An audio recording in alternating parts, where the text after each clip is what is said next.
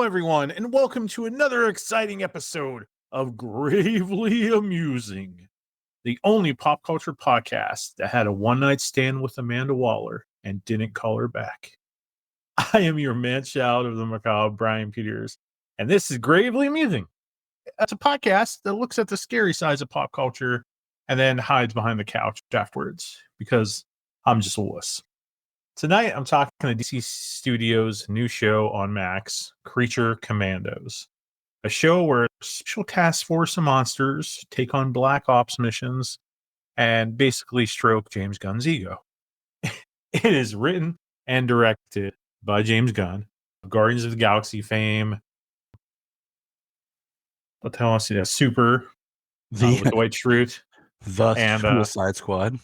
The Suicide Squad. He wrote and directed the Suicide Squad reboot and directed with John and Peacemaker.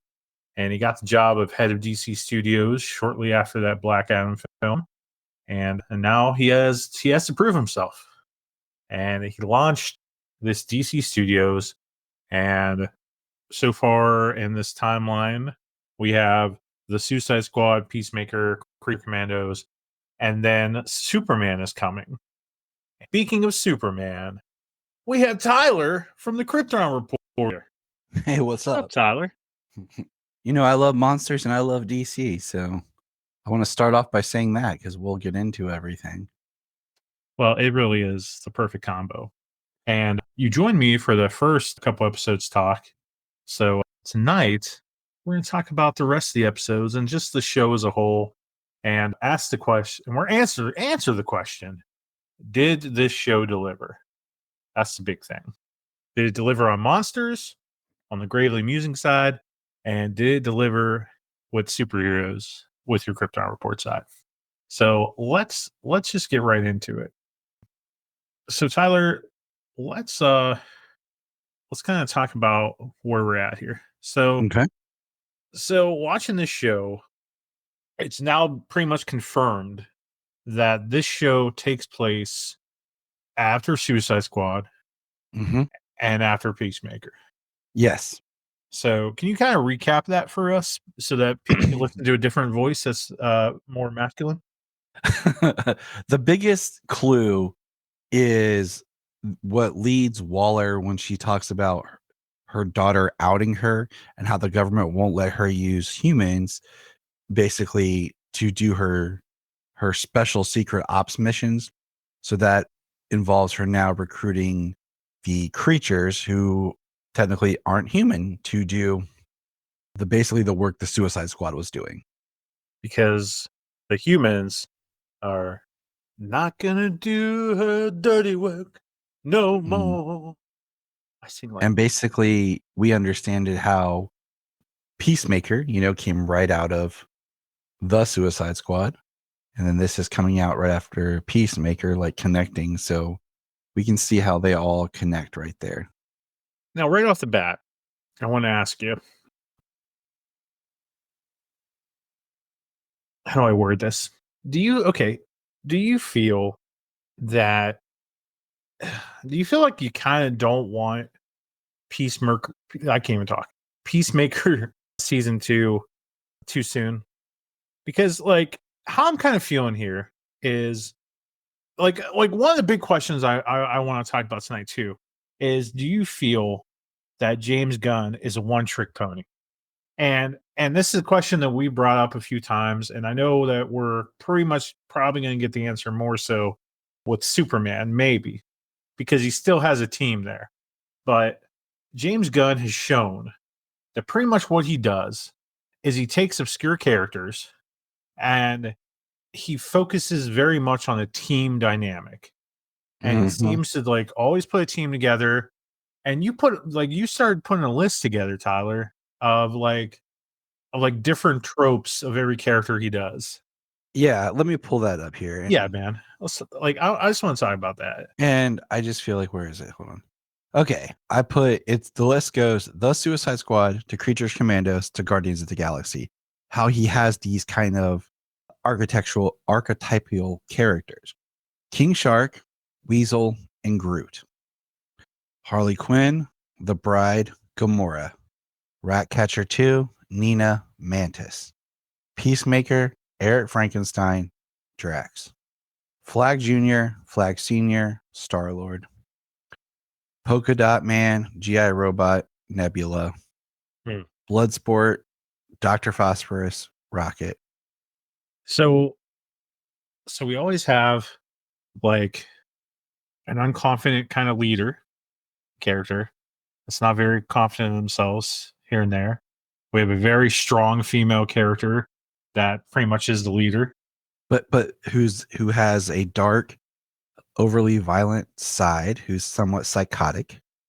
We have the innocent, sweet person who actually helps out, but who's just very naive at the same time.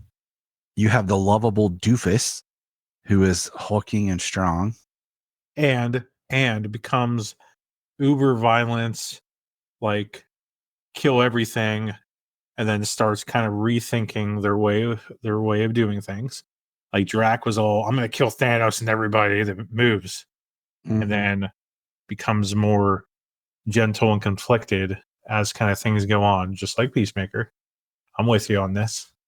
And then we have, the innocent kind of animal type character that's very limited on speech. That's also can be super violent. Groot, Weasel, King Shark, So it just, and so When he gets to Superman, like, we've said this so many times, that's going to be the real challenge because Superman's a known character. Superman's a very well-known character, well, and I mean, even to comic book fans, you have an idea of who and what Guy Gardner should be. Metamorpho, you have a little bit more playability.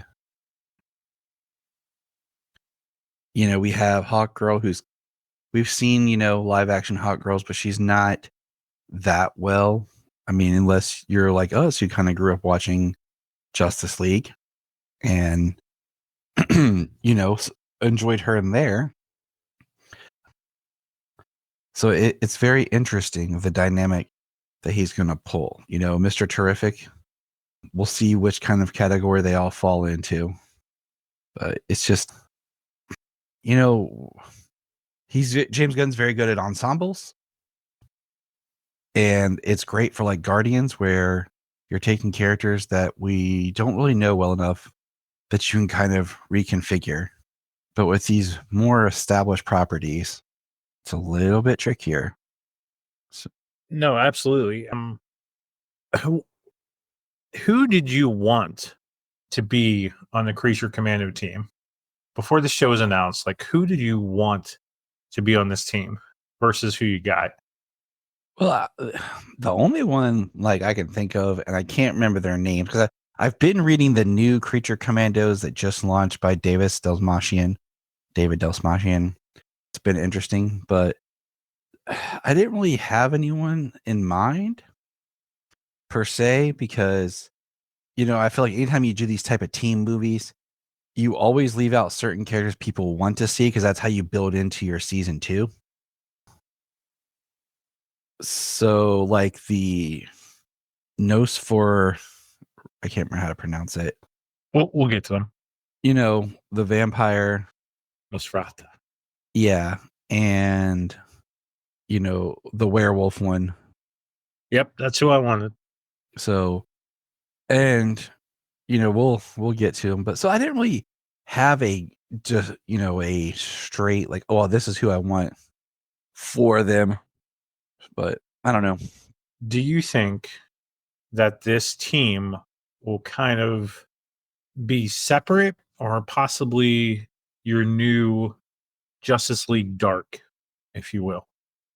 Because there's been a long rumor that they're going to do Justice League Dark and have Constantine and Swamp Thing and Deadman and blah, blah, blah. I think it'd be awesome to have the creature, like the Justice League Dark forming and have the creature, they send in the Creature Commandos to try to take out someone in Justice League Dark. And you kind of have them versus each other. I think they kind of sounds better. Because where we in with the Creature Commandos, I think we have a little bit more of creatures. And that was kind of one of my big issues is I felt like the only real creatures we had, looking at what we're given in the story, okay, we learn, you know, Nina was human, who then ended up turning into the creature that she is. The bride is always a creature per se. She falls into that gray area for sure of not really being human.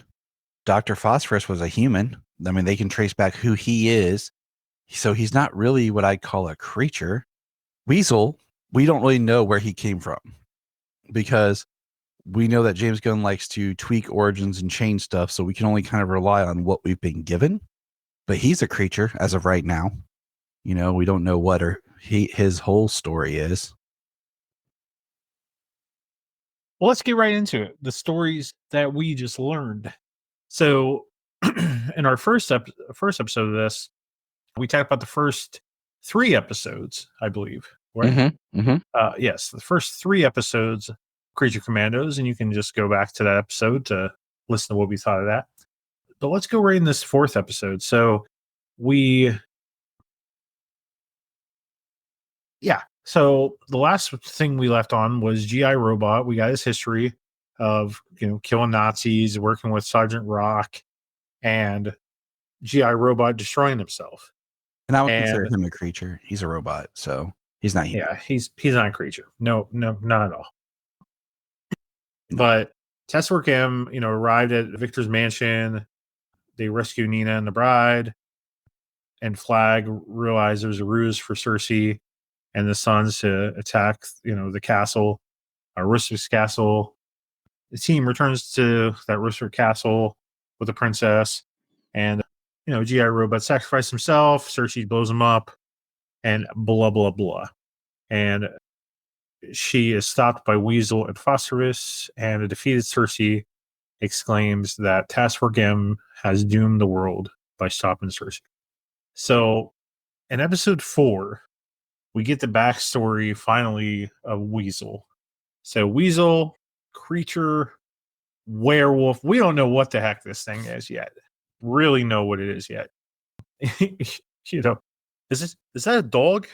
Yeah. What kind of dog looks like that? I'm not familiar with all the breeds. Sitting next to a fucking werewolf. I always wanted to meet a werewolf. Before this episode tonight, I watched Suicide Squad again. I wanted to, and I didn't get to. And then I just finished Peacemaker again. Now, see, I've watched Peacemaker all the way through twice. Same now. So those things are fresh. And then going into this kind of, with a fresh memory, I have some theories on some stuff. But so we get this flashback, Tyler, of where, we've heard the story that Weasel killed 27 kids. And we kind of find that hard to believe. Mm-hmm. And we basically find this backstory where Weasel is kind of going through the woods, doing his own thing, and being this creature that's just kind of hiding in bushes.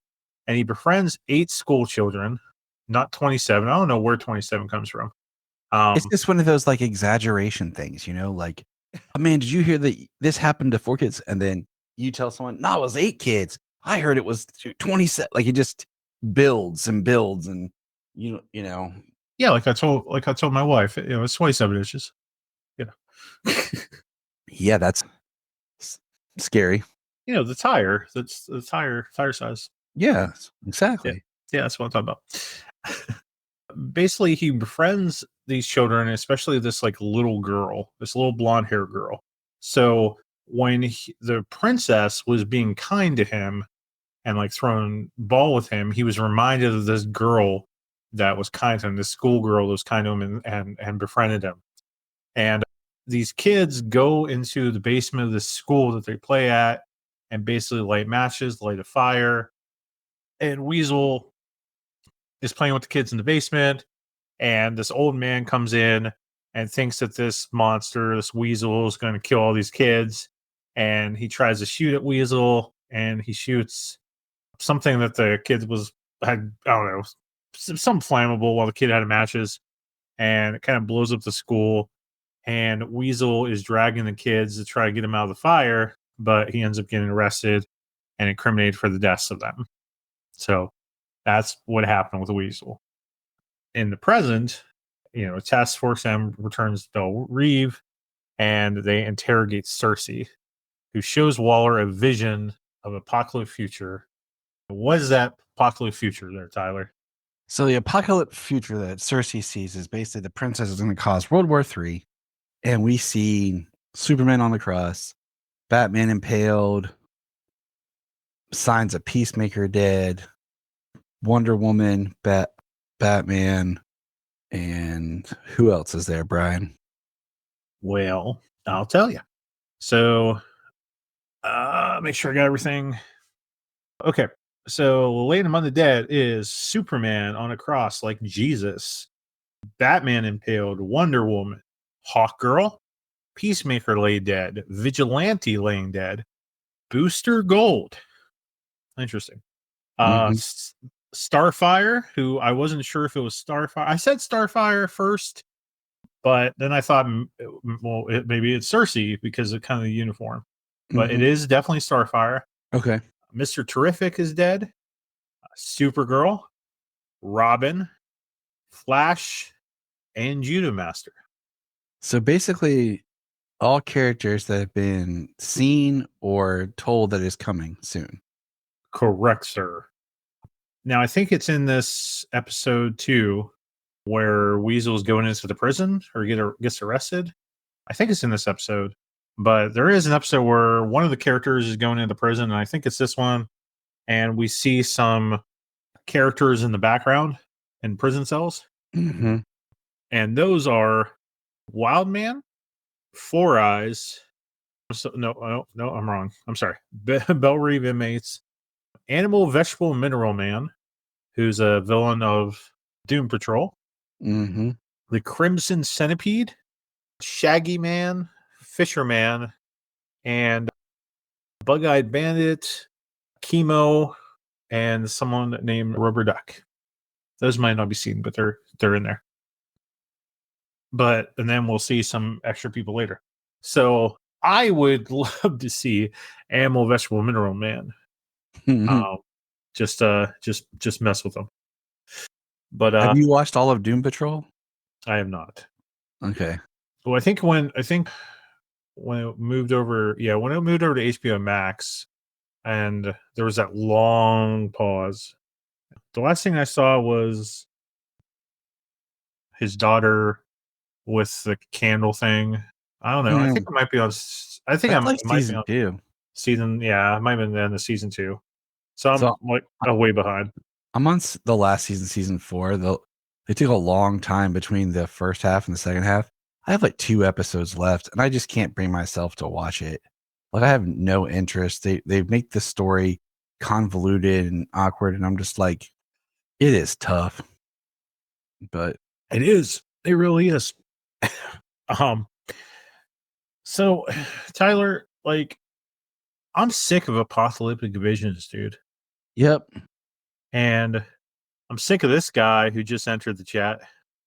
He's a great one. Man, he's looking handsome.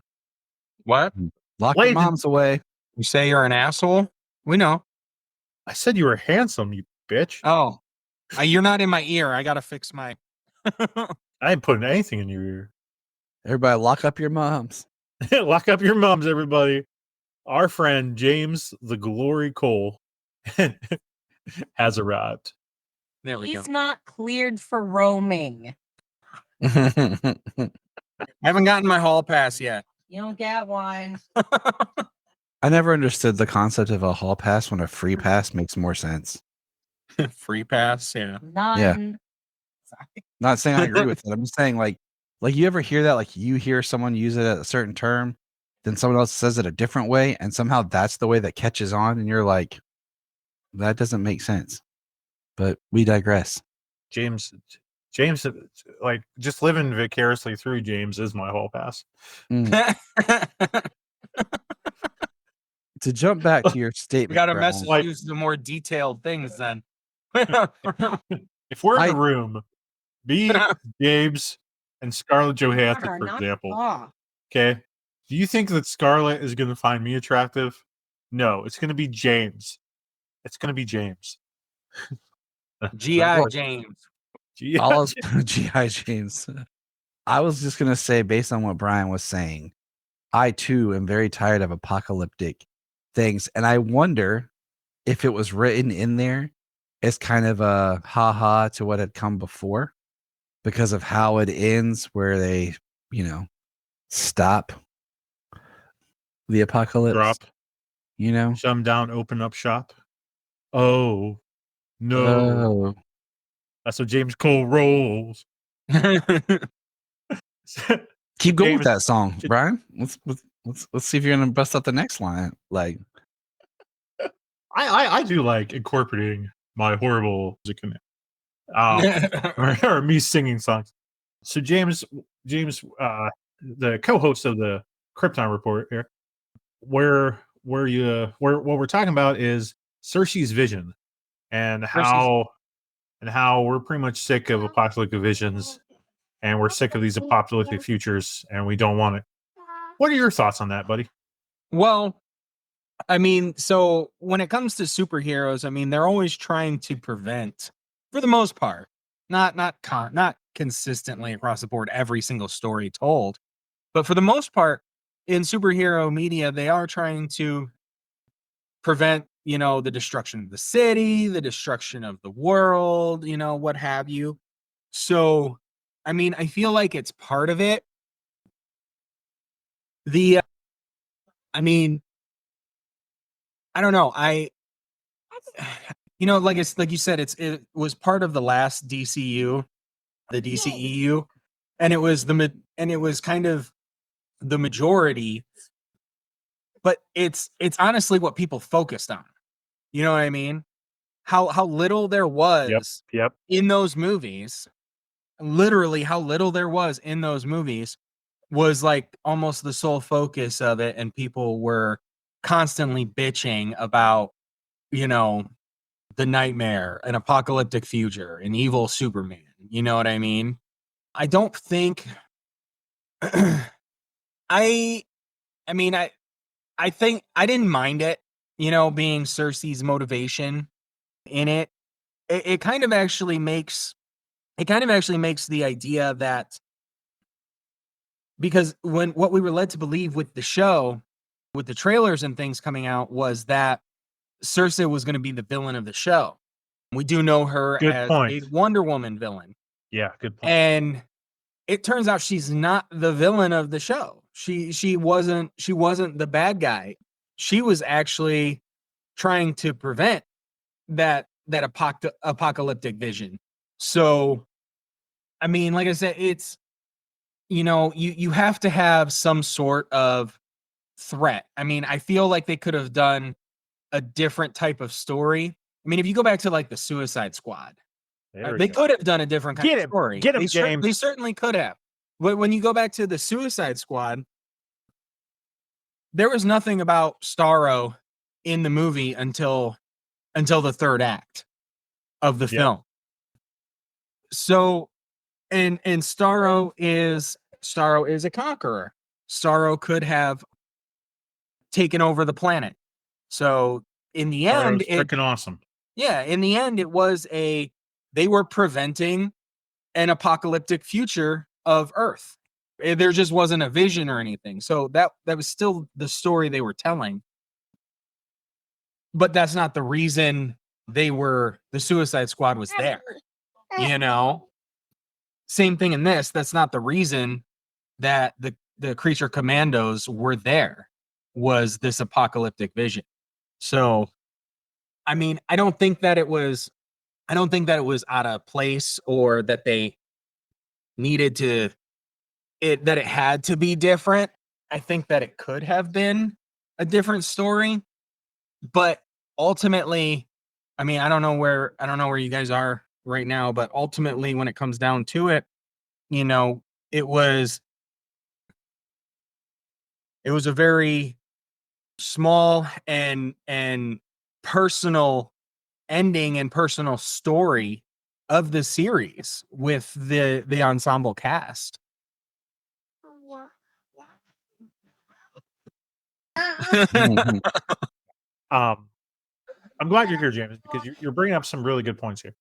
Like, so after Creature Commandos ended, I went immediately and watched Suicide Squad again, and then I just finished Peacemaker again before this recording here. So let's look at what we got here. Suicide Squad ensemble cast. Okay, like a bunch of people working together to stop something. Oh, what are they doing? They're stopping a government overtaking thing in Suicide Squad. What happens in Creature Commandos? A group of misfits put together that have abilities to stop some government overthrowing thing, which I still don't even know. I still don't even understand why Cersei was going after that country. Other Because she than, was trying. well, the Stop. vision, I guess, the vision. Yeah, she had the vision about, and the whole point was Yeah, my she bad. had the I'm vision. stupid. She's trying to stop it, and then the princess is trying to discredit Cersei. There you go. But and then at the end of Suicide Squad, at the end of Suicide Squad, we get Starro. We get Starro at the end of Suicide Squad. What do we get at the end of Peacemaker? This giant freaking cow. So we get this monster that we have to destroy because all these aliens are going to attack something. All Starro is going to attack something in Suicide Squad. All of these butterflies are going to attack something in Peacemaker, and we got to stop it. And all the Star Wars wants to control people. All these butterflies want to control people. Cut, paste, cut, paste. So what's different? Like, you know, it's Right. cutting. I mean, that's kind of the downside of comics, if you think about it, though, too, because comics are a serialized story that is always in a continual second act. The third act, you know what I mean? There's never a real end to your canon comics. You know, they continue to move forward, and you know they continually go forward. So you get a lot of that. I think as longtime comic fans, you know, we see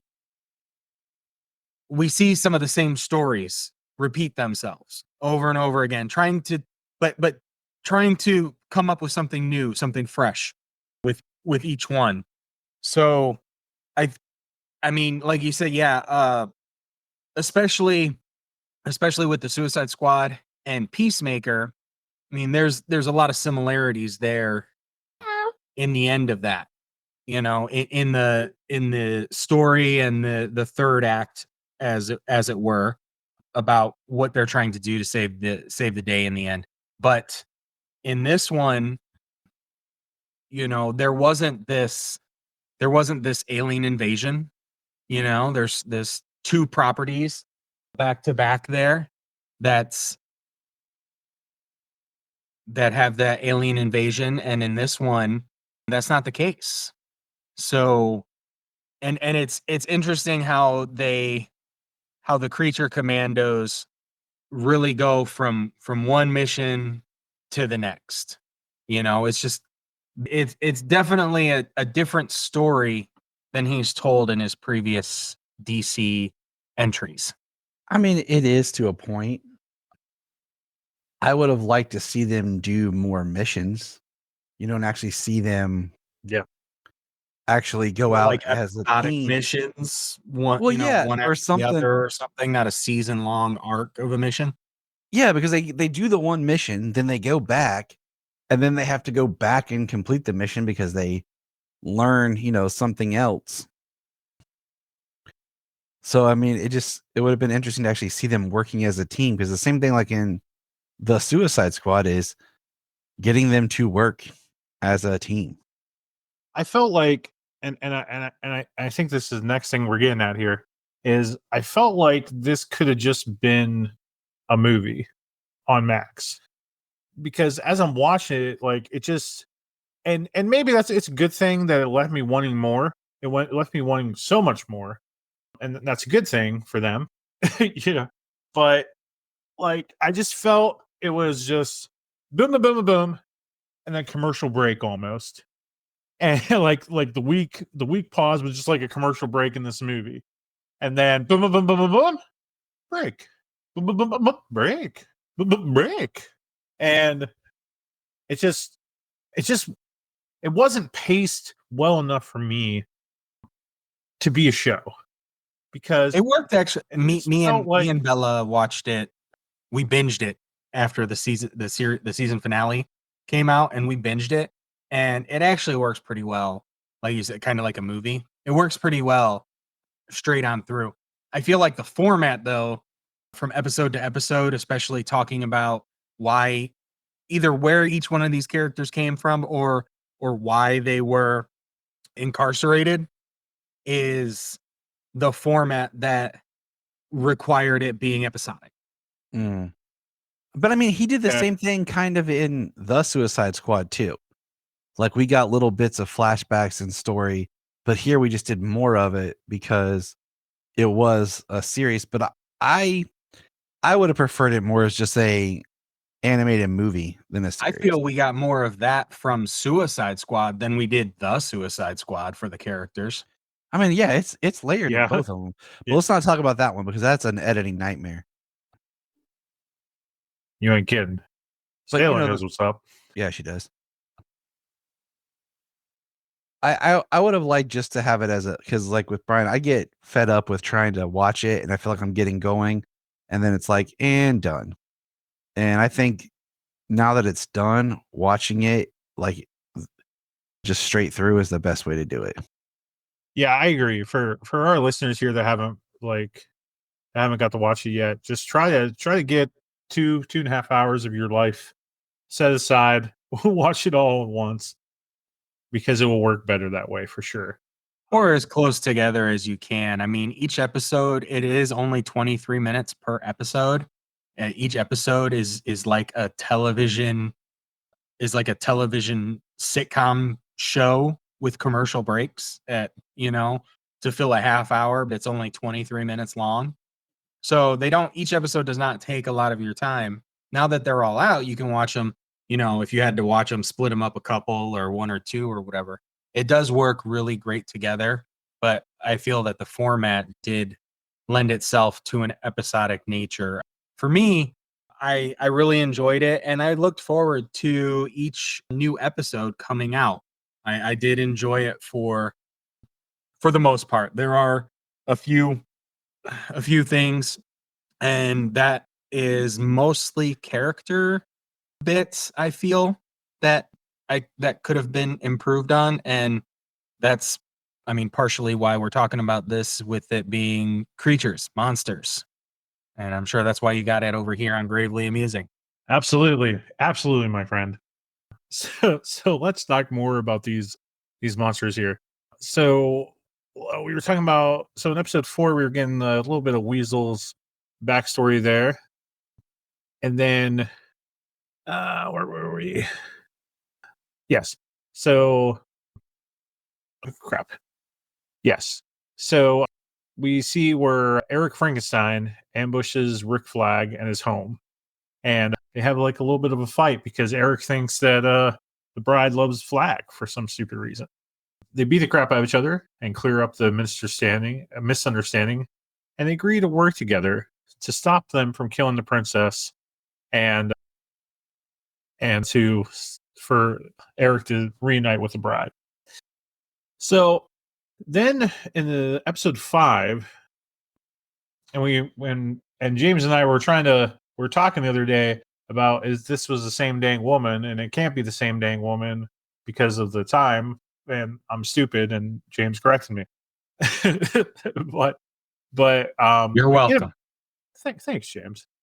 But James, what is the backstory of Frankenstein's character in this?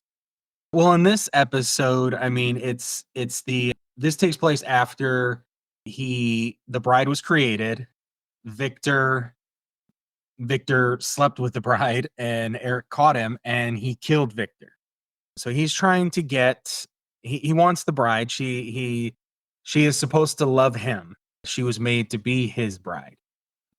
So he is left for dead in the burning home, and he falls into a stream or something, and he is washed downstream where a blind gypsy woman finds him. It's And like the story of Moses.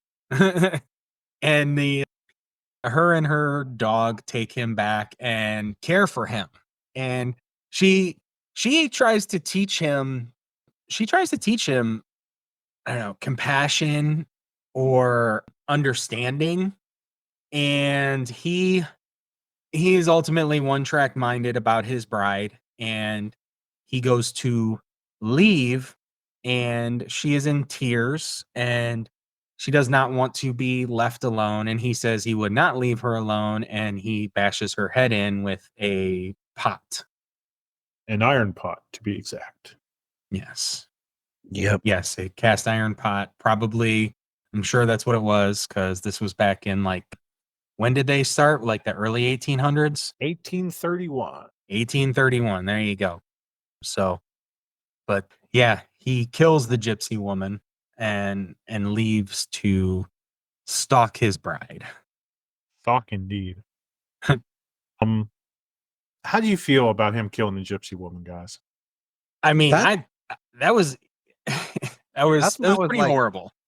That's when I was really like, yeah, like I already wasn't liking this version of Frankenstein. Like that's why they really gave him the name of Eric Frankenstein to differentiate from the comic version of Frankenstein.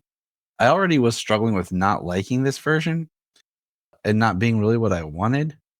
And then this, I was just kind of like, dude, like you're really showing that you guys are not good. Like you are bad.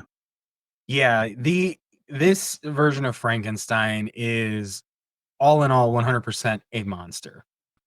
He kills a lot of people for whatever reason he deems, worthy to kill. I mean, for her, I don't even know why specifically. Like he said, he just wouldn't, she didn't want to be alone, so he wasn't going to leave her alone. And that was it. She wasn't going to be alone, so she's dead because he's leaving no matter what. People in the helicopter, he said, "You're judging me for not being able to grow facial hair." And he kills the people on the helicopter. So it's whatever issue he deems. So he is very much a monster through and through. It would be really interesting to see if this version of Frankenstein could ever be an agent of shade or anything. I mean, yeah, like I don't see that happening. He's the same twisted character for 150, 160, almost 200 years. The same. 169. Yeah.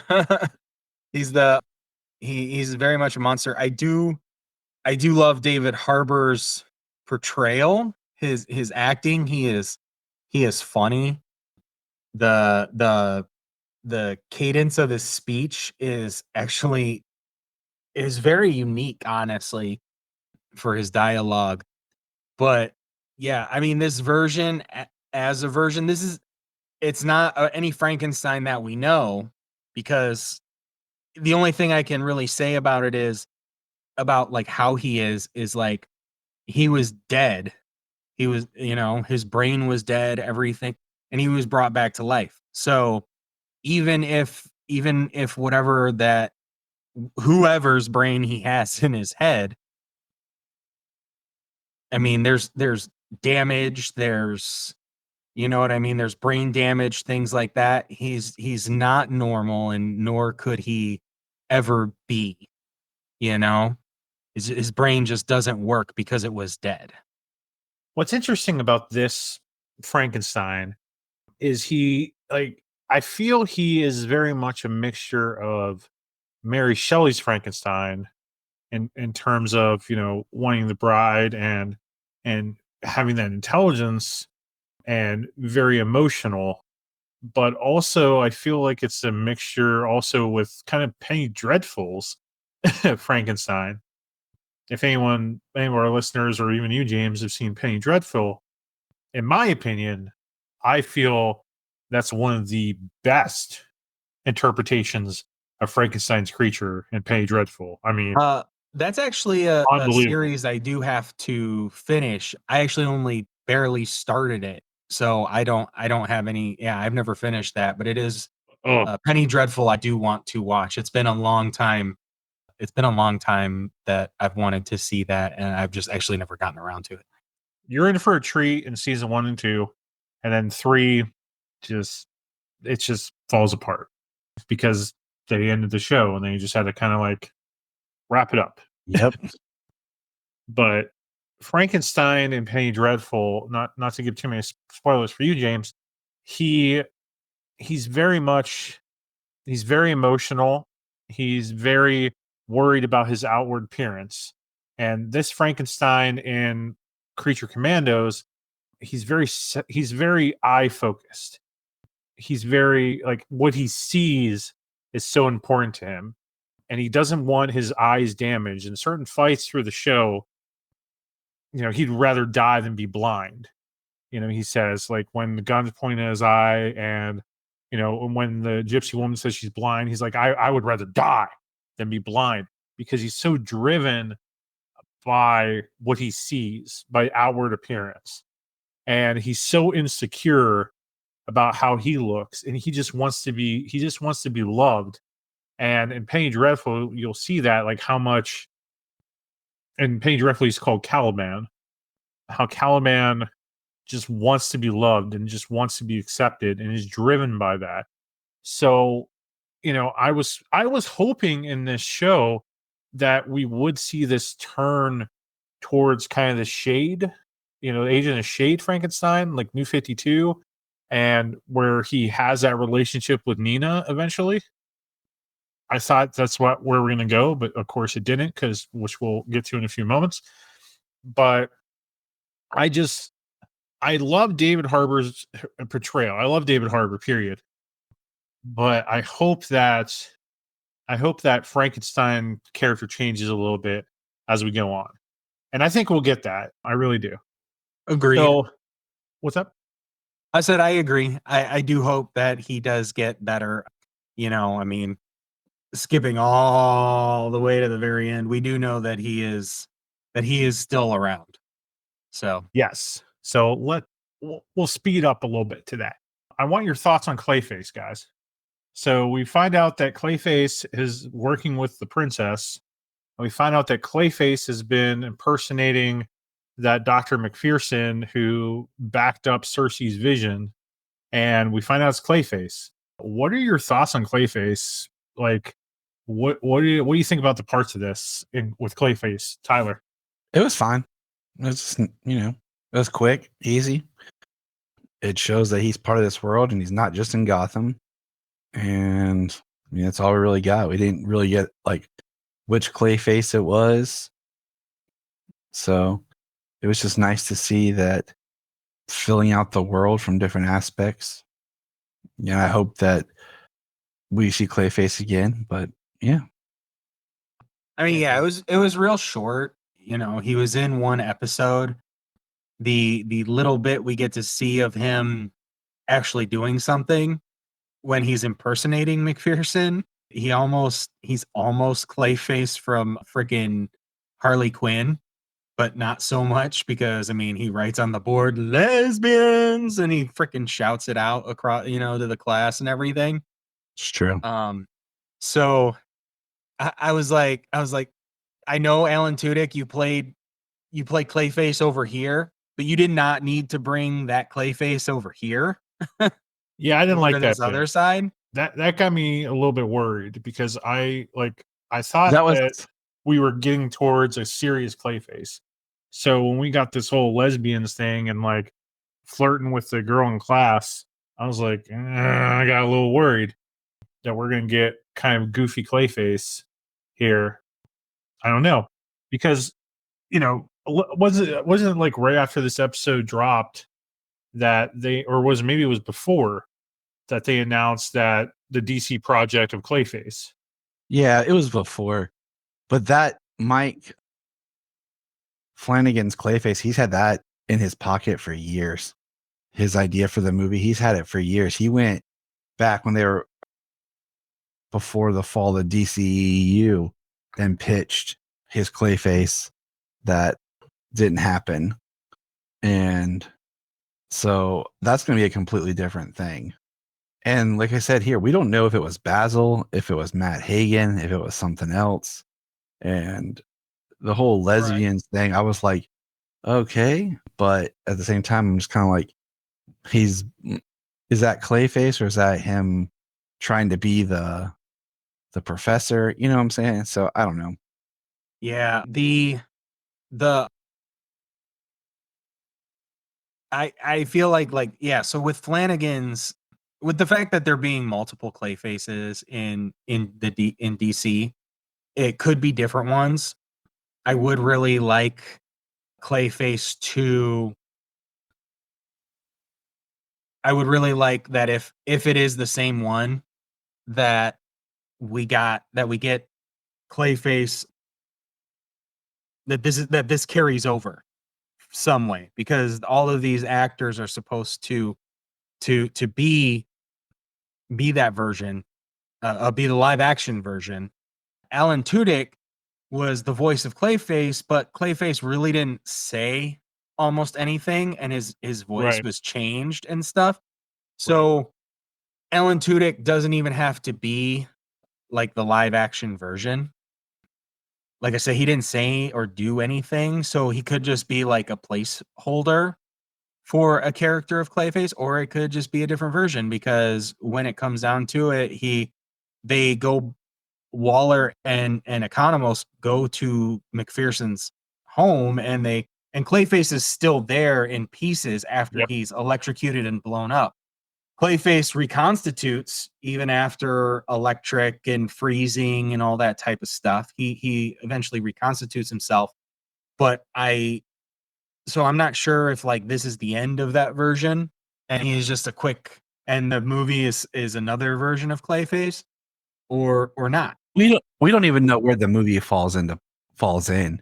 We don't know if it's going to be in part of the ongoing Matt Reeves crime drama thing, or if No, it's going to be part of the DC universe. It's a DC universe. Because confirmed. It's not Matt Reeves. It's confirmed. But I mean, like, is it DC universe tied DCU in? or tied Yeah. in, or Elseworlds, kind of like the Matt Reeves? No, it's universe is. DCU.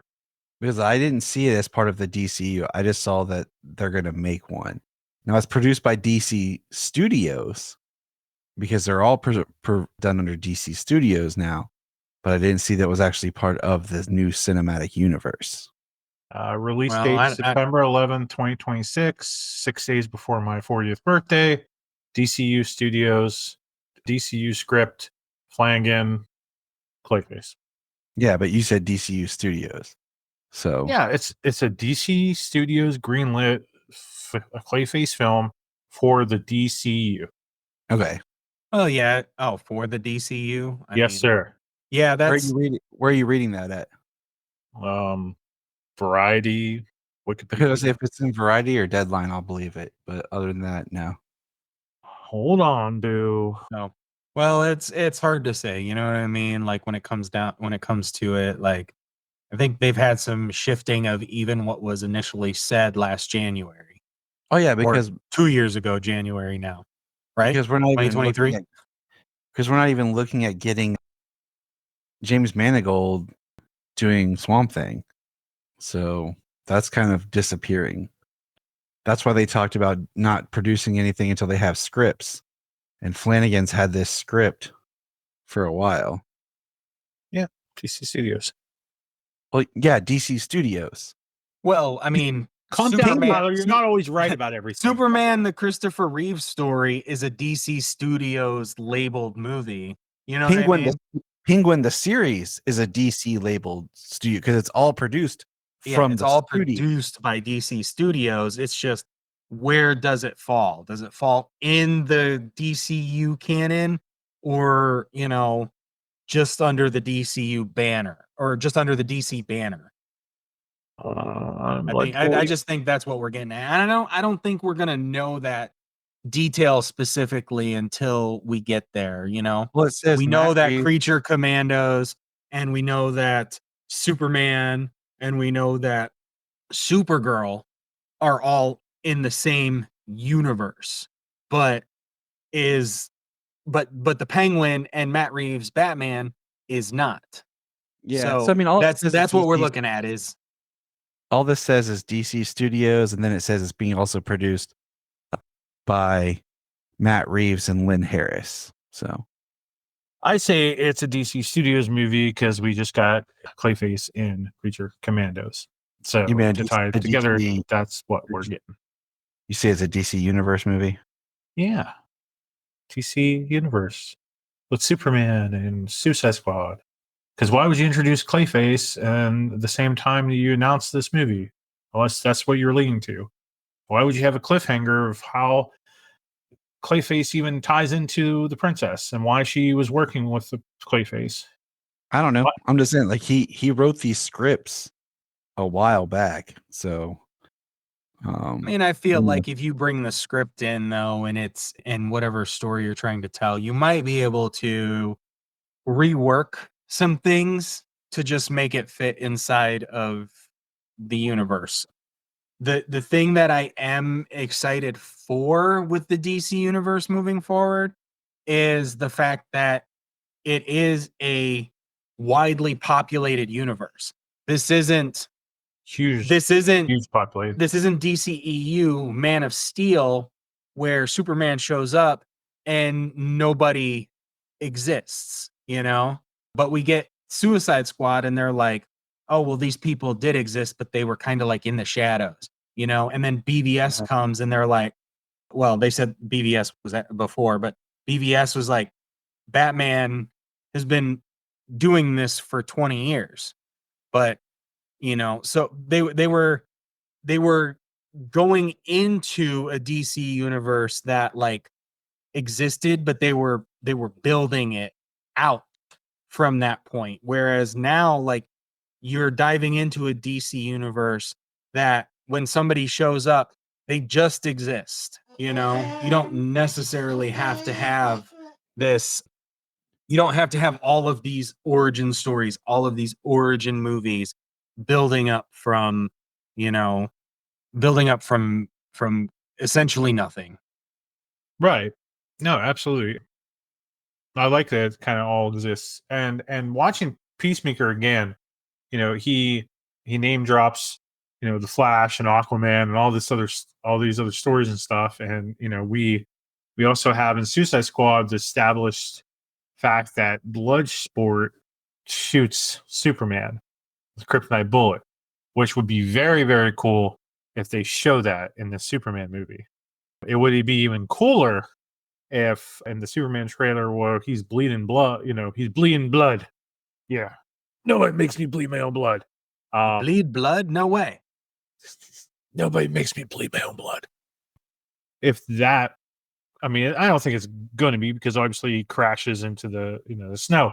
But it would be cool if Bloodsport, you know, that was a Bloodsport shot. But I don't think it is. But still, I think it'd be cooler if that's something we see in the Waller TV series. If there we you still go. get that, like, or we see somehow that's referenced in Peacemaker, bringing that back around. Because I feel like that's where it should be. No, absolutely, no, for real. I mean, you know what that was.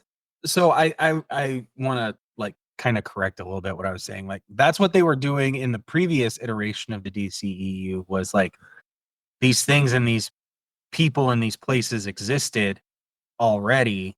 You know what I mean? Like that's how they were building it in the DCEU. So they're actually taking like a similar formula that was already there going into it. But, you know, I feel like it's just the unnecessary hate that people are like, "Oh, well, this is different. This DCU existed. We don't have these origin stories and blah blah blah blah blah." Like you had you had these characters in a DCU that existed. We just didn't get to them because, you know, every knee-jerk reaction after every single movie. Facts. What was I going to say? Yeah, so watching Peacemaker again, I wanted to say this too. You know, there's that question of like how Peacemaker can tie into this DCU, with them showing the Justice League at the end of Peacemaker. So at the end of Peacemaker, which just watched a few hours ago, again, as he's carrying Harcourt and he's walking with Economos and Abidayo, or what I probably Adebayo. Adebayo, there you go. Where he's walking with and holding her, the Justice League comes down. He is the only one that acknowledges their presence and says his 2 cents. Everybody else keeps walking and doesn't even look at the Justice League showing up. They literally walk right through them like they're not even there. So you can put that in Peacemaker's head. And the way the show ends is he's sitting on the porch with Eagly and Goff, the butterfly that he didn't kill yet, and his father, who we saw him shoot him in the head, sits next to him, showing that Peacemaker's sanity is kind of going, even further. So you can put that he's seen the Justice League was just something in his head about them showing up. Right. So it works. Yeah. I think that was something that I had said along a similar lines was Probably. that scene in the end could be in a way that Peacemaker talks, he in the movie or in the show, he's like, Superman's an alien with a poop fetish, freaking Aquaman, he fucks fish. Like, I feel like at the aquarium, $50. Yeah. Virgin. He runs off at the mouth with humor or saying that he met or did something. It's been a minute since I watched it, so I don't have any other specific examples of the show. But he runs off at the mouth saying he knows or he's seen or done these things that I'm not sure that he ever did, or you know what I mean? Or that he's just talking out of his ass about something with these characters. So that scene in the end could literally just be like him like saying like, oh yeah, I saved the world from the butterflies and this big alien cow, and the Justice League showed up and I told him, you assholes are too late. You know what I mean? It would be if you're going to do that, you have to have the other characters be like, what are you talking about? Right. Nobody else showed up. Well, it's like the Evil Dead series, okay? The Evil Dead series. Evil Dead 1, it's that horror movie, there's not the comedy and stuff. Evil Dead 2, you get this truncated explanation and it's like Ash telling the story, right? It's like Ash telling what happened. But instead of saying, yeah, me and my friends went, all this happened, he's just talking about the piece of ass he took with him to the cabin, And he's like, me and my girlfriend went to this cabin. Hell yeah. And we did this. And then when you see it at the end, when he winds up in the past in the end, he's like, well, I'm the savior, you know what I mean? And he's holding up the gun and everything. But then when we get to Army of Darkness, when he lands there and he gets there, he's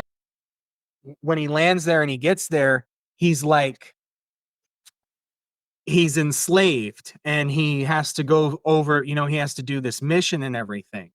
So you've got like Evil Dead 2 is almost like Ash saying this story about what happened. I went to the cabin, I took my girl, she died. There was this possession, and then in the end, I went to the past in the medieval, into the medieval times, and I was the hero. You know what I mean?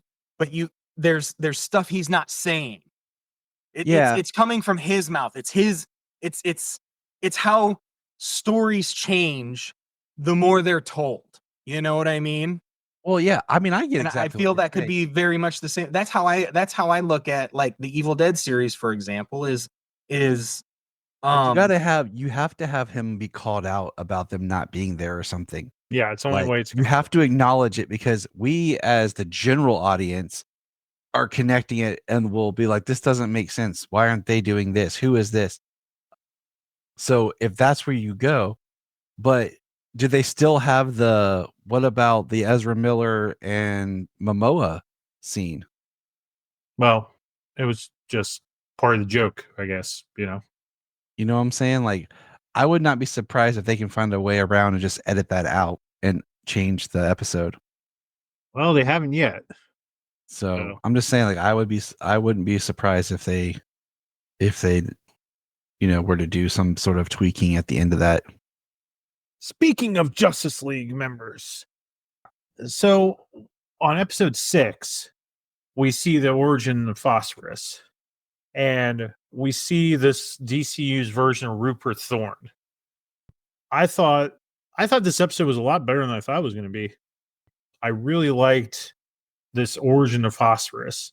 Well, I mean, it is the comic origin of Phosphorus, but we find out that Phosphorus was a nuclear scientist that was trying to develop a cure for cancer using nuclear fusion. And his name was Alex Sartorius. And he receives funding for this from Rupert Thorne. However, Alex realizes his true intentions of Thorne and he betrays him. So Thorne, Thorne's a bad guy.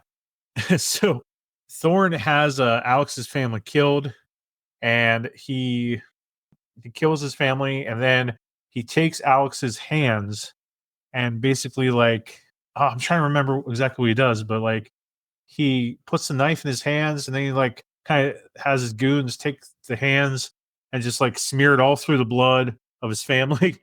Mhm. They smear his hands through the blood.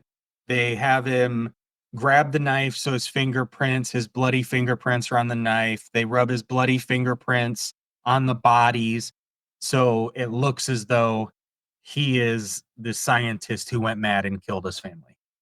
Yeah, that was done pretty dang good. It was. I really like this Rupert Thorne. No punches, pulled no punches, evil stuff. And then we see that Thorne and his goons throw Alex into some nuclear equipment and essentially make him a metahuman, a radioactive skin metahuman. And Alex calls himself Dr. Phosphorus because his family's dead. He has nothing left to live for. And he takes over Thorne's criminal empire until he is captured by the Bat. Yeah. And we get our first shots of the DCU Batman. Yeah, could be.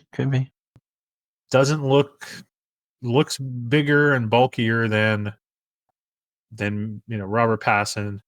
Definitely going to be a different guy. But we just see it in the shadows. We don't get a good look at him because that Batman's probably not even been cast yet. They're just giving us those little teasers. So we get that backstory of Phosphorus, and we see him interacting with a Pocolistani child who remind him of his son. And we see the interaction that he does have some good in him. He is not a complete and utter monster, but I don't know. I started liking Phosphorus even more in this episode. Yeah. Before it, I was like, yeah, this guy is not a monster, but you gotta kind of feel like there's some good in some of these characters, so you can kind of root for them because they're supposed to be somewhat good guys, like anti-heroes. Can't root for Weasel. There's no depth there. Eric Frankenstein is a monster piece of crap.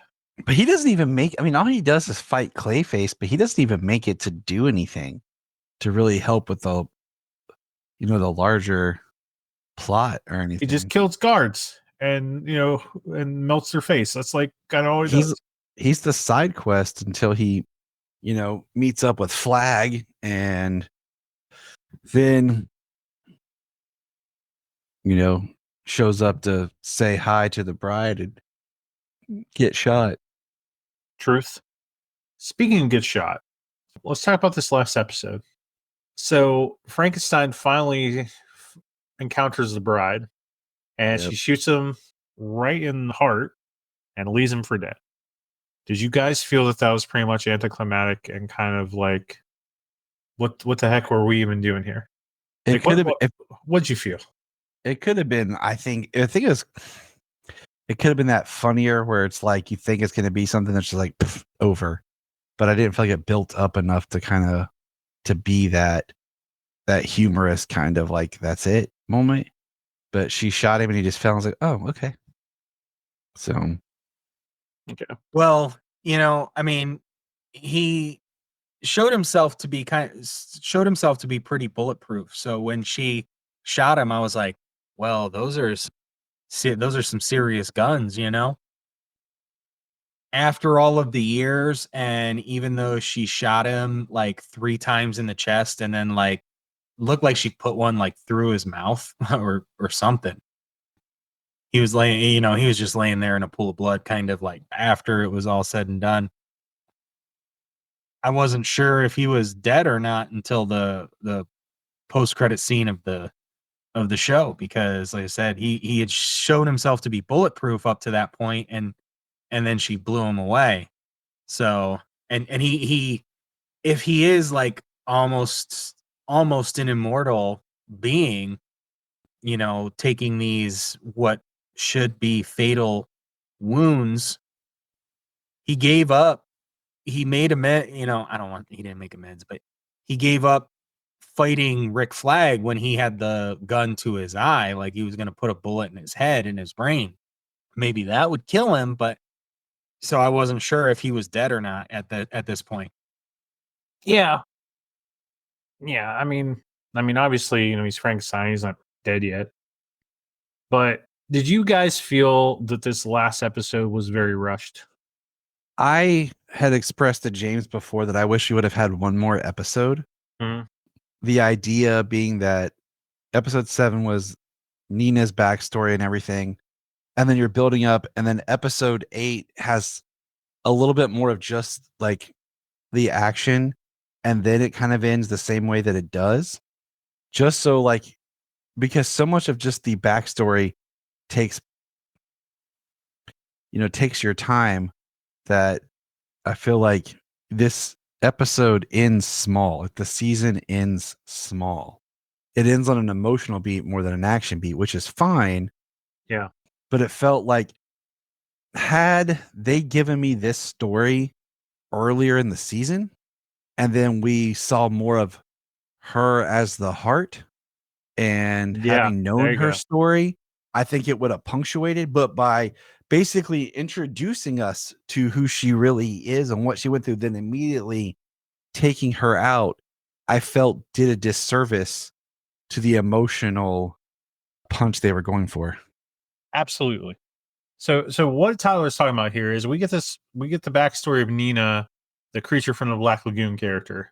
And Nina was born with her lungs outside of her body, and her mom never makes a relationship with her, feels pretty much that they should have let the baby die, and the mom leaves and abandons her. And she is raised by her father, Edward, who is a scientist, and he builds a device to help her breathe, which is pretty much just this giant iron lung that she can't even really move or hold up because it's so heavy. Eventually, as she gets older, her father he's like a bioengineer, biology, whatever. He injects her with DNA of kind of aquatic creatures, and it basically turns her into a creature from the Black Lagoon type thing. Yeah. And she cannot breathe outside of water after this mutation happens. So after years of homeschooling her, he enrolls her in a private school to kind of like help her learn socialization. But of course, because she looks the way she does, she's bullied by students. And eventually she just runs away from home. And you find out that she was living in Star City, which is Green Arrow's home. And she was living in the sewers, and someone photographs her. It goes all over the news, and she's captured by police. And her father tries to intervene, but is killed in the process. And yes, so she was a human. Trigger happy asshole. Trigger happy assholes for sure. And it's just it's heartbreaking what happened to her. And then in between this story, we get that the Task Force M, the Creature Commandos, are trying to kill the princess, and she goes swimming in a pool. And the bride basically tells Nina that you're the one that can take her out in this pool. We can't get to her with all these guards. Gives Nina the knife. And as we're getting this backstory of Nina just being in the water and these flashes, it's done fairly well. But going on what you guys said, if we would have got this backstory earlier, then this would have had probably even more of a gut punch, because Nina would have been billed as the heart of the show and the heart of the team and the good person of the team, more than she already was, because we were only seeing her kind of being the good person so far of the team. But having knowing what she went through on her experiences would just make it like, man, look how Nina is doing this. Look how, she is not allowing what's happening to get to her. She's choosing this different path, this more non-violence almost path. And then it would almost be like what they ask of her at the end is a corruption of her beliefs and who she is. Bingo. And it's kind of because she turned her back on who she truly was, it brought about her end. And Well, the reason that her story was here was the entire show. She is the good one, she's not doing anything, and you're questioning the entire time of why is she there. She's not a monster. They call her the most human one of them all. When it comes down to it, her and Weasel are the only two who never did anything. Weasel can't defend himself. Mm-hmm. She's arrested for just being what she is. So where's her lawyer? Thrown away. So where's her lawyer defending her rights? Yeah, where's her lawyer? Yeah. Right. Exactly. Where's her lawyer? So yeah, your questioning is why is she here? So I feel like here in the end, you're like, she's such a nice person, and then you see she is this nice person. She never did anything wrong. And she is on this team, and she's the one who's being told she has to kill the princess. And ultimately she ends up trying to, and she dies. She gets killed. Mm-hmm. So you find that like she was the nicest person, she didn't belong there, and she was killed pretty much for no reason. For not that one being episode, a monster. Yeah, the only for just Basically. being what she is. And that episode, when that happened, that was heartbreaking to me.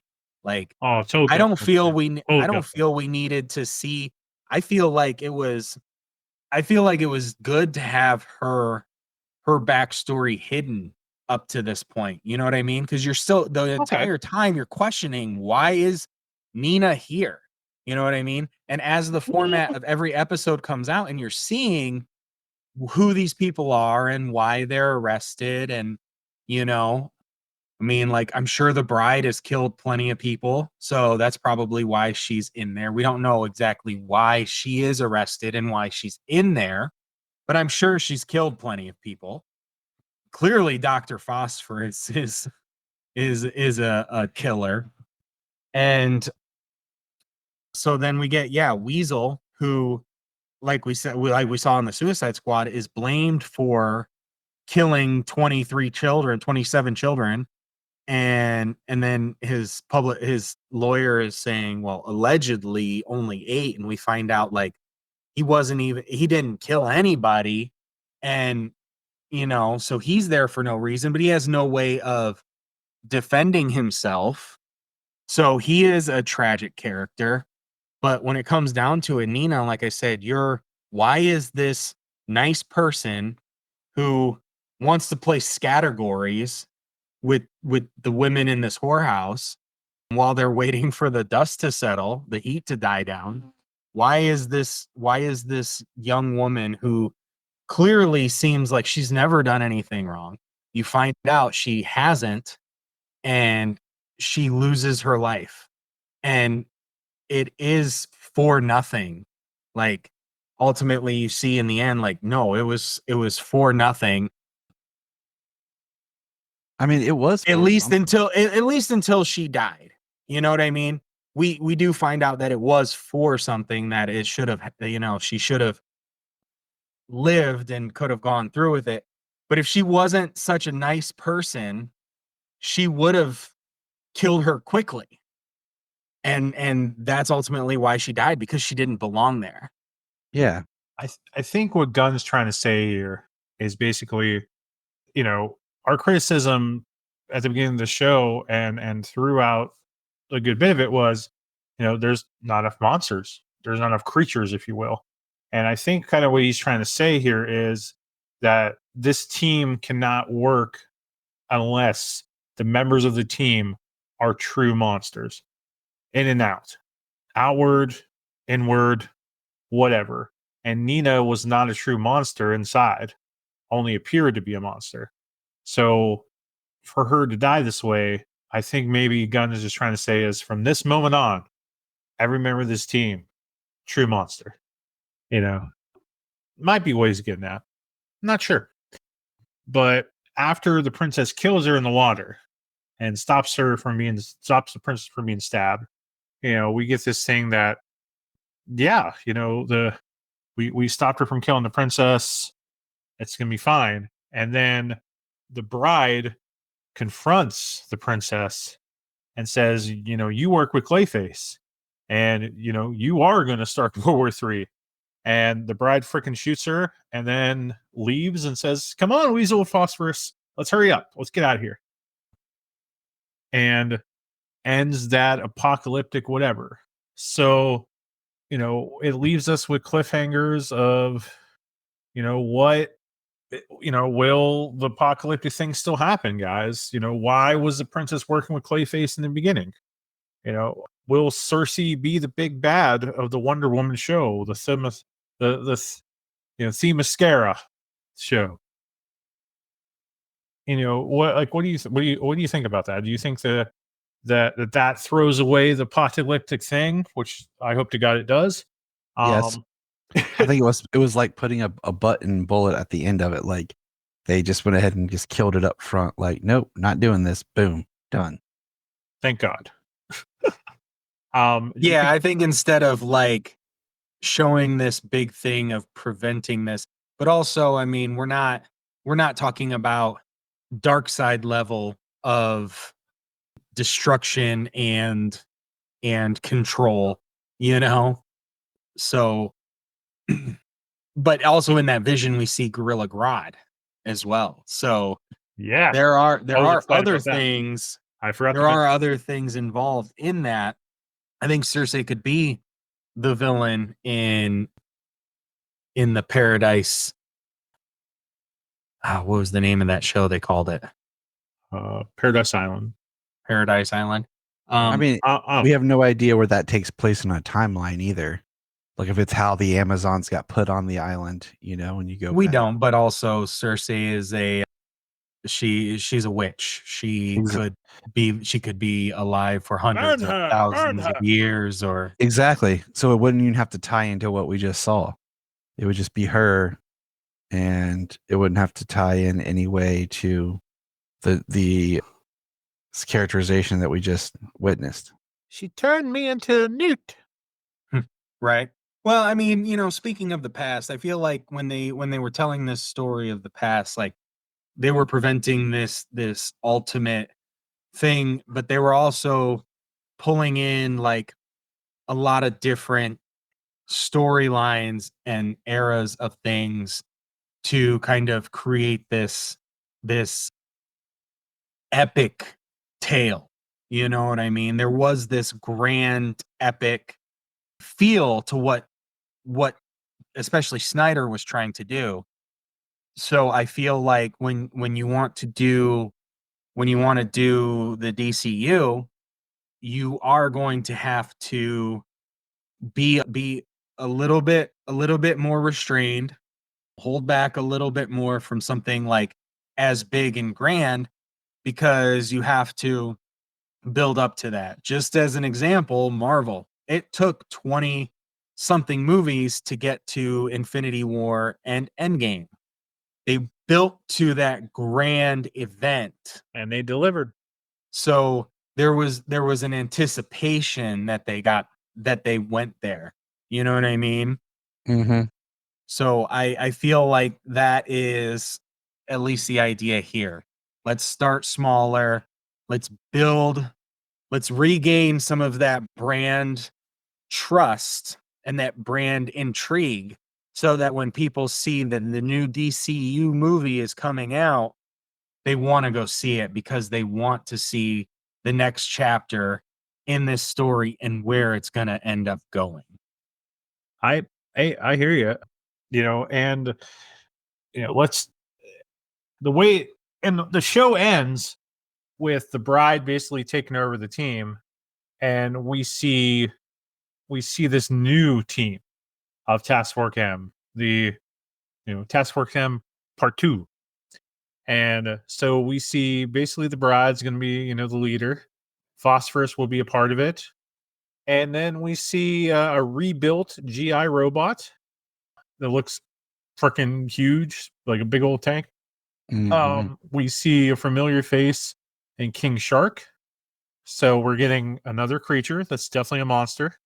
I'll allow it if, he's not a traditional monster, but I mean, he's more of whatever. I'll allow it. I'll let it go. He's a creature. What's that? He's a creature. He's a creature. Yeah, he's a creature. But we also see two welcome additions.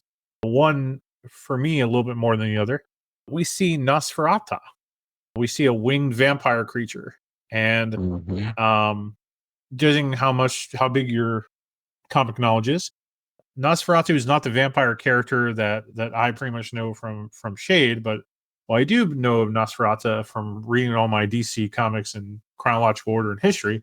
So Nosferatu was a product of experimentation by like a Dr. Moreau type situation in the 40s, if I remember right. And she lived in some caverns and blah, blah, blah. But long story short, she was foiled by Superboy. And she was part of a project that was like a precursor to Cadmus. And she's foiled by Superboy. And yes. So she has ties to Superboy. She has ties to Cadmus. We could be getting Connor Superman down the line. Connor Superboy, my apologies. Down the line, which I love. It's Connor Kent Superboy. I love that character. I would love to see him in the DCU. I would love to. But I do want more focus on Superboy.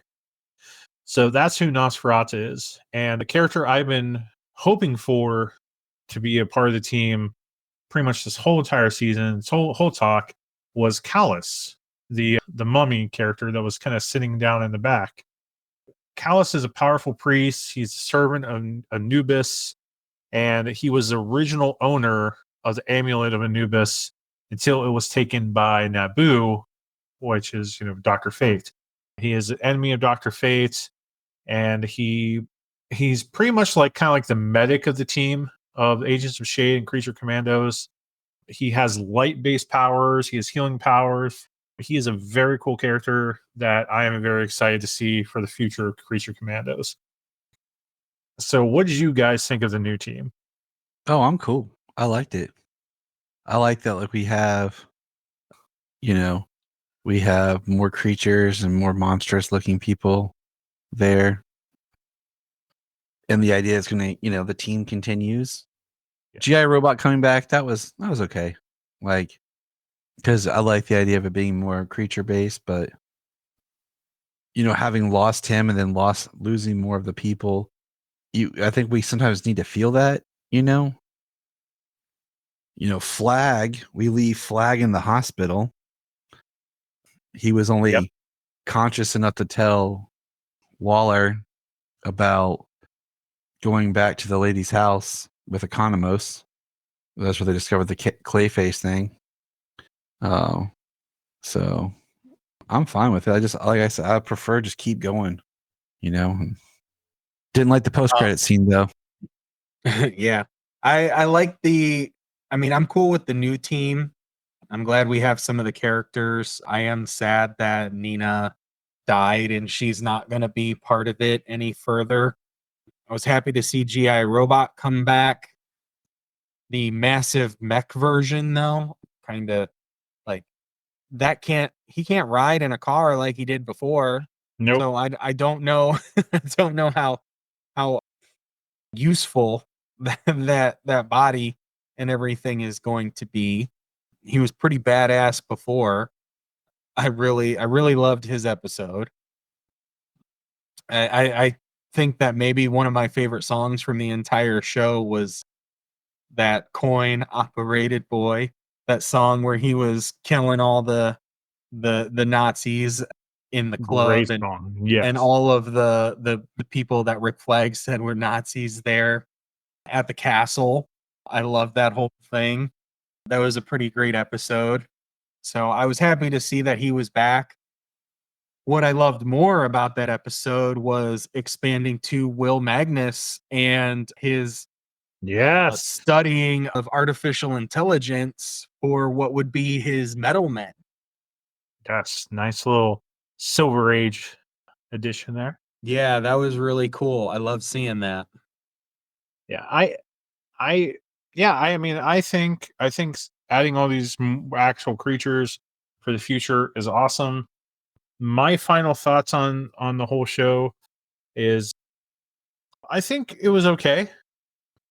I think it delivered in the kind of the ways it needed to. It didn't wow me overall. I mean, it was okay, and I think Mhm. I think it didn't wow me because it wasn't very monster heavy. It wasn't very creature heavy.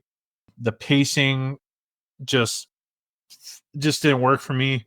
I think my opinion might possibly change as I watch it all together as like one big movie, kind of like you did, James, and just watch it all at once. But overall, it didn't really wow me. Like it's an okay start to the DCU, but now because of the show, I know that the start of the DCU was Suicide Squad and Peacemaker. And to be brutally honest with you guys, you know, to give a no holds barred opinion here, as I always do, I need different. I need something different. Like Superman has to be something different than really a team movie and doing some type of sneaky things and, you know, team based stuff. It's got to be different because Suicide Squad, team based, uber violent, you know, sex jokes, teenage jokes, Peacemaker, same dang thing, Creature Commandos, sexualized violence and whatever, you know, Suicide Squad Part 2. And then we're going to have Peacemaker Season 2, more of the same stuff. We're going to have the Waller show. This can be more of the same stuff. Like I need something different. And if Lanterns is going to be this galactic detective show, bring it on. Superman better be full of hope. I better not see uber violence that James Gunn's known for. I better see like hope and focus on Superman and not so much these other people in the team like Guy Gardner and Hawkgirl. I want to see a little bit of Metamorpho because that's interesting and in live action his powers would be probably really cool. But I mean, we got two more shows that are going to be the same old with Waller and Peacemaker 2. And even though Peacemaker is hilarious, I need something different. Your whole DCU can't be the same dang thing of black ops and uber violence and you know and penis jokes. Sounds like James is on a Friday night. Exactly. You know, so give me something for Swamp Thing. You know, what are you doing with Swamp Thing? Let me know it. Give me these creatures, give me these monsters. You know, keep it, you know, gravely amusing, you know, emphasis on the grave. You know. So I give it out of 13 because, you know, we're horror people here and gravely amusing. I give Creature Commandos, I don't know, I give it 7 out of 13. I'm kind of in the middle. It's just, it's okay. You know, what do you say, James? I Do you mean, think out it of delivered? 13, I mean, out of 13, I mean, I'd probably give it a little more than that. I hadn't really thought about it like in that terms. I really enjoyed the majority of the show, the characterizations. I mean, the sex and the ultra violence. I mean, when you're talking about a team that kills people and stuff, I feel like that kind of goes hand in hand. So that wasn't That's fair. necessarily out of place. Sure, that's The fair. characterization, we got a Peacemaker from the Suicide Squad and into Peacemaker. I mean, you know, all the immaturity and the toilet humor and stuff, it did fit. But I by the time that came out, I had gotten to a place with all of media where everything was freaking was quippy. Everybody was written the same with this like high speed quippy dialogue Preach. and ridiculous. Everything had to be a joke. There was almost no seriousness, you know what I mean? So by the time Peacemaker came out and that was that, I feel like Peacemaker is a better show. I do. And I Yeah. feel like Yeah. that the characterization was true to how he was presented. So I mean, you know, if I'm thinking about it and Peacemaker is a better show, I mean, I would give Peacemaker, I mean, at least a 10 or 11 out of 13. So I mean, Agreed. this is like a 9 out of 13 for me. I really did enjoy it. The format, the way they made me feel for the majority of the characters, the tragedy that they all had. I mean, the backstory of Weasel, the backstory of Phosphorus, the backstory of Nina. You know, I loved GI Robot, and like I said, that full episode, the way that they introduced, like the way that they put some of those little beats in there, and then he is this like self-aware artificial intelligence, but with this like robotic directive of killing Nazis.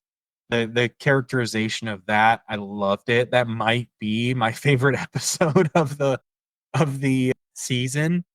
Hmm. Hmm. But yeah, I would probably say that a 9 out of 13 would be good for me. That's very fair. Tyler, final I'd, thought. I'd probably go 7. Like, I liked it. I thought it was good. But at the same time, there's something I can't quite put my finger on that I feel is just kind of missing, where it feels in a way like somebody was given the task of rebooting the Suicide Squad, but, you know, making it a little bit different. Or like this is the sequel for the Suicide Squad, because Exactly how I in feel. this Yep. the same Yep. the same realm, and there's so much that's similar with just the style, which isn't a bad thing at all. I don't know if I wanted something more. And I think structurally, with the way like it's one giant mission for the whole season, feels so much like the way the Suicide Squad was done. If it had been they go on a couple of missions or something, and like they go and they do their big mission, they're done. But then when they come back, they learn about they need to go back to the original mission or something. I could have done with something like that. But I do think the characters were done well for the most part. Like I talked about, some I didn't really care for the way it was done, and being Frankenstein. Like I kind of wanted something more with that character. I mean, I'll watch. I always say like I'll watch anything DC. I'll always give it a try. I hoped for season 2 just kind of be its own voice. I mean, it's weird because sometimes you have to look at when was this actually written, because it takes time to produce, and we know that Gunn had this before he was the head of DC. He had it ready to go. He wanted to do it. So yeah, that's kind of my thoughts. My last question to you guys is, who was your favorite creature? Your favorite commando? Peacemaker and his white tighties. That's not a creature, Commandos. Oh, it was a creature, all right. We all know that was James as the stunt double. So Never mind, because Going Commando is not wearing white ties. I don't know where my mind went there. I'm worried about you. guess I was just jealous. My favorite creature on the team. I don't know. I might have to go with Phosphorus. I thought his powers were pretty cool. Origin story was decent. Quips were pretty cool.